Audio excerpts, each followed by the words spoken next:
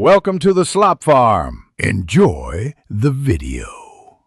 You start by opening the Notes app and going straight to Folders, then Recently Deleted. Recovered notes stay there for 30 days. Once done, make sure iCloud syncing is enabled in Settings under your Apple ID, iCloud Notes, because sync is how many notes reappear.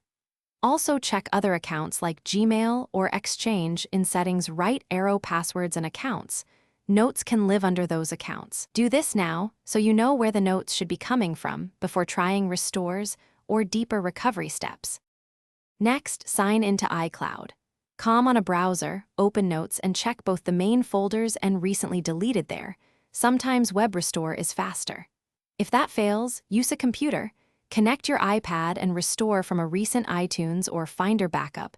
Note that encrypted backups preserve account credentials and are more complete. Once you restore, make sure note syncing is re-enabled so content reappears. If neither option works, consider reputable third-party recovery as a last resort because it's more complex and less certain. Finish by opening Notes and pulling down to force a sync. Give iCloud a few minutes to push restored items. Make sure your iCloud storage isn't full and that mail accounts haven't been disabled. These things block notes from reappearing. If notes still don't show, try restoring the backup to a different device if possible, or contact Apple support for assistance.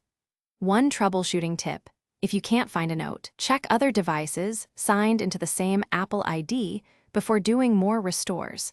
Sometimes a device retains the only copy. Thanks for watching. Consider subscribing if we helped you today.